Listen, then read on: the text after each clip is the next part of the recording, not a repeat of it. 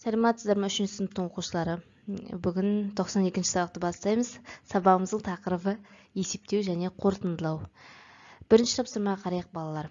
Өрнектердің мәнін табамыз. Мәнін тауып, симфониялық оркестрдің құрамына қандай музыкалық аспаптар кіретінін анықтаймыз. Одан кейін келесі тапсырма 3. Теңдеу шығарамыз оқушылар. Бұл күрделі теңдеу, жай теңдеуге айналдыру үшін әуелі мына жерде 56 мен 4-тің бөлінісін есептеп алайық. 14 шығады. 14 пен x-тің қосындысы 257-ге тең. 257 мен 14-тің айырмасы 243. Келесі теңдеу дәл солай. 84 пен 4-ті бөліп аласыз. 21 шығады. Келесі жерінде 570 пен 21-дің айырмасы 349-ға тең. Осылай балалар күрделі теңдеуді жай теңдеуге айналдырып аламыз. Есепті жалғастырамыз теңдеуді. Бұл да күрделі теңдеу, бұны да дәл осылай жай теңдеуге айналдырамыз. Келесі 7-ші есепте балалар бізге деген бөлінгіш табу керек. Бөлінгішті табу үшін мына бөлгіш пен бөліндінің мәнін көбейтеміз. Яғни бірінші 4 пен 3-ті көбейтеміз, оған қалдық 1-ді қосамыз. 4 пен 3-тің көбейтіндісі 12, 12-ге 1-ді қоссақ, демек бөлінгіш бұл жерде 13-ке тең. Орнына қойып тексерсек те болады оқушылар.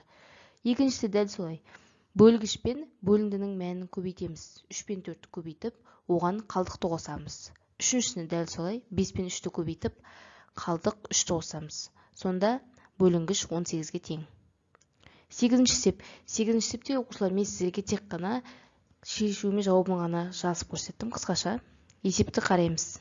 А-сында мерекеге орай қаланың орталық алаңы безендірілді. Ол үшін әр қайсысында 20-дан 30 қорап алтын түстес және әр қайсысында 10-нан 30 қорап күміс түстес шарлар сатып алынды. Барлығы қанша шар сатып алынды? Демек екеуінде көбейтеміз, сосын қосамыз. Сонда барлығы алтын түстес 600 бұл жерде, ал күміс түстес 300.